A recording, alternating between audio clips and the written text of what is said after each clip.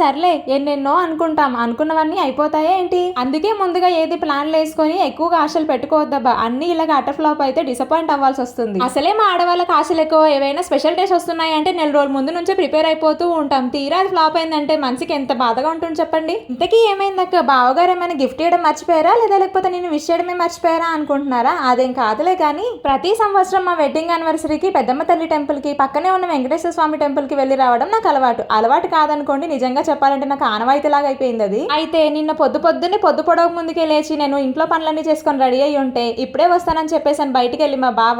ఇదిగో వస్తాను అదిగో వస్తానని మధ్యాహ్నం రాలేదు, సాయంత్రం రాలేదు. తీరా పొద్దుపోయే టైంకి ఇంటికి వచ్చాడు. అది టైం చూసేసరికి 8 అవుతుంది. ఇంత టైం అయిన తర్వాత పుణ్యకాలం కాస్త గడిచిపోయిన తర్వాత ఇంకా గుళ్ళేం ఓపెన్ ఉంటాయి. ఇంకా గుడికి వెళ్ళలేక ఇంట్లోని దేవుడి దగ్గర దండం పెట్టుకొని ఆ దేవుడి ఆశీస్సులు తీసుకొని, దేవుడి ఆశీస్సులతో పాటు నా పతి దేవుడి ఆశీస్సులు కూడా తీసుకొని ఇంక ఇంట్లోనే ప్రిపేర్ చేసిన కేక్ తో అయితే మా వెడ్డింగ్ యానివర్సరీ అయితే సెలబ్రేట్ చేసుకున్నాం. ఇంతకీ ఇలాంటి స్పెషల్ అకేషన్స్ మీ లైఫ్ లో కూడా ఎప్పుడైనా ఫ్లాప్ అయినాయా? అయితే కమెంట్ సెక్షన్ లో చెప్పడం మర్చిపోకండి. కేక్ రెసిపీ కావాలంటే ఫుల్ వీడియోలో పెడతాను. ఫుల్ వీడియో ఈ రోజు ఈవినింగ్ లేదా రేపు ఆఫ్టర్నూన్ అయితే అప్లోడ్ చేస్తాను. లోపు సబ్స్క్రైబ్ చేసుకోండి.